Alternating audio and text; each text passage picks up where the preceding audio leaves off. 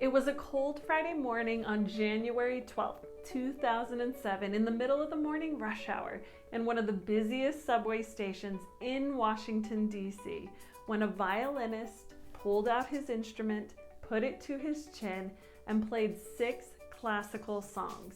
And then what happened next is absolutely fascinating. During the 43 minutes that the violinist played to DC rush hour travelers, 1,097 people passed by. Almost all of them were well-educated people on their way to work, mostly government jobs. The violinist was tall and handsome, the subway acoustics supportive. Over the course of that 43-minute performance, only a handful of people stopped to listen. Few even paused to look in his direction. The violinist made $32.17. So, knowing that, what would you assume about the violinist's skill or his talent or his ability to perform? What do you think it means about the quality or worth of his violin, his teachers, his practicing, the music he was playing, or even himself? You may assume that he was a mediocre musician playing on a cheap violin with little stage presence. Well, what the 1,097 people didn't know was that the violinist's name was Joshua Bell, a man considered at the time to be one of the finest classical musicians in the world. Notice I said musicians, not just violinists.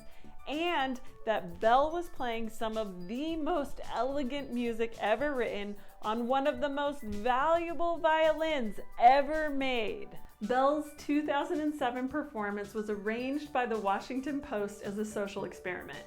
There is an excellent article on this titled "Pearls Before Breakfast: Can One of the Nation's Great Musicians Cut Through the Fog of a DC Rush Hour?" by Gene Weingarten. I highly recommend that you look this up.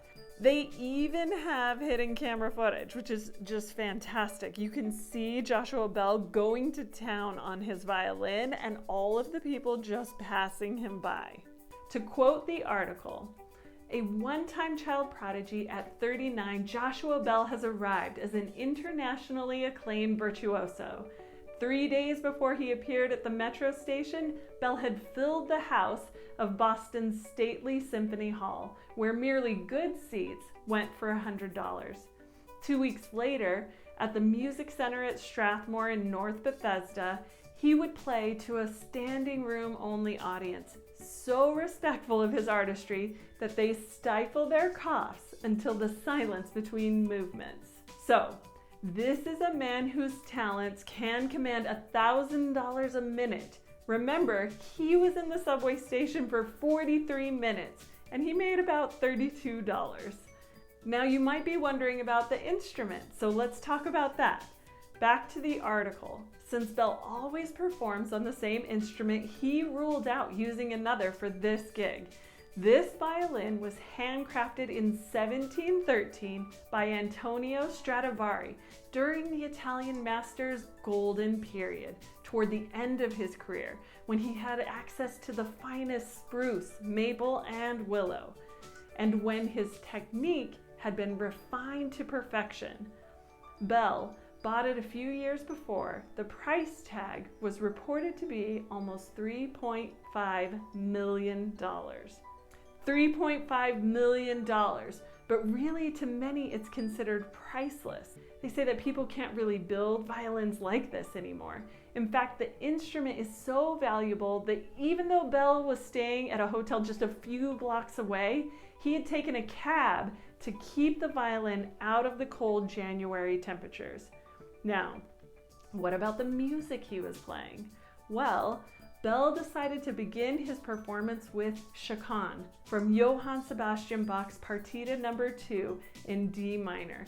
Bell called it, quote, "not just one of the greatest pieces of music ever written, but one of the greatest achievements of any man in history.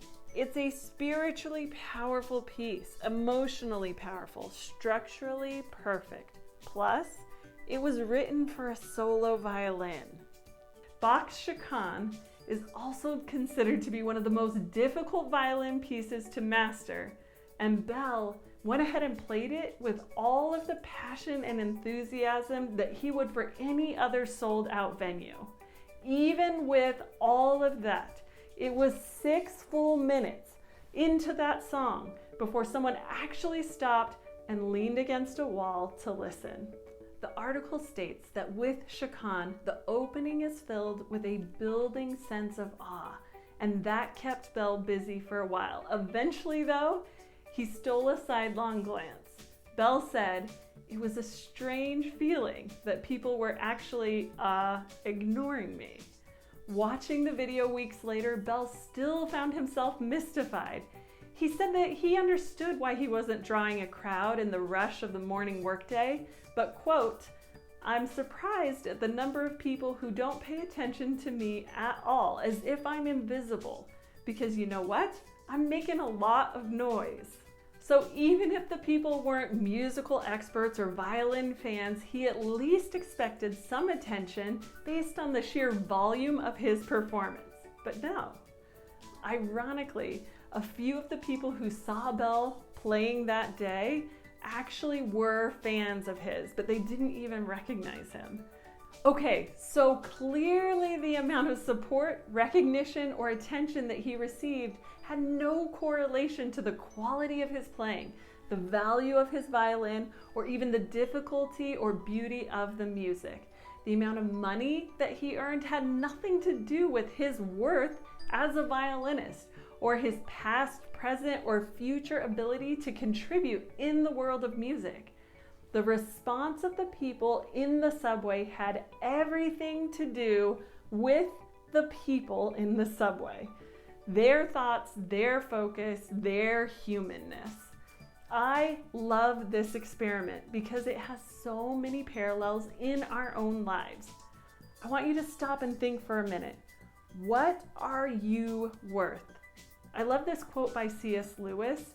He says, "It is a serious thing to remember that the dullest, most uninteresting person that you could talk to may one day be a creature which, if you saw it now, you would be strongly tempted to worship."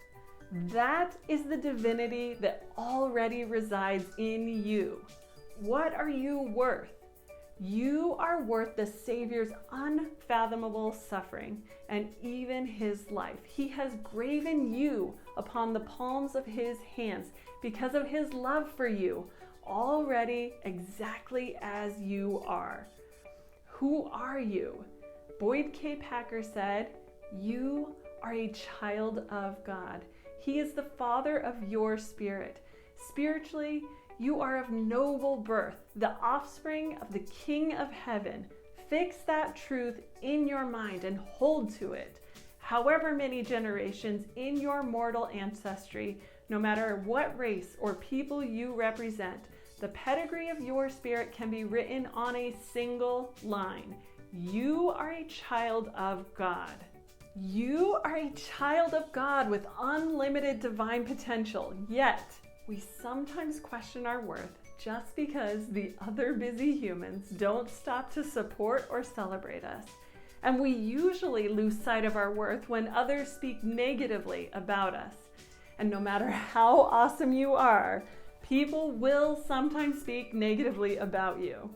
Side note here, if you decide to go back and look up the Post article, make sure you pay attention to the nearby shoe shiner's thoughts about the noise that Bell was making. This is why it is so important to understand who we really are, so we aren't distracted by the other people's thoughts and opinions. Imagine if Bell had gone home and thought that because of his reception in the subway that he must not be very good, and then he decided to never play again. We cannot allow the world to distract us from who we are. When we don't remember our worth, we limit ourselves. We box ourselves into certain identities, characteristics, abilities, and weaknesses. We confine our expansive and powerful divinity into a human paradigm. Sister Caron, in a worldwide devotional for young adults, said, "Learning to find, feel, and understand our individual worth, regardless of what other people might think or say about us, is critical to our lifelong emotional and spiritual well-being. When we permit others' words, actions, or opinions of us to dictate how we feel about ourselves, we become fragile victims. We must drop our human perspective to truly understand our worth. That human paradigm has no idea who you really are and the power that you have and what you are capable of, but God knows. So, how do we deeply connect with our worth? I have one suggestion.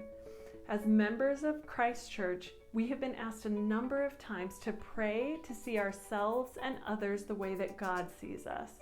Michelle D. Craig spoke in conference of seeing ourselves as God sees us. My dear sisters and brothers, perhaps the most important things for us to see clearly are who God is and who we really are, sons and daughters of heavenly parents, with a divine nature and eternal destiny. Ask God to reveal these truths to you, along with how He feels about you. The more you understand your true identity and purpose, soul deep, the more it will influence everything in your life. President Nelson has said, ask God how He feels about you, and then listen. As I do this in my own life, the answer comes clearly. You are amazing, you are loved, you are part of the divine and have unlimited potential. I am proud of you.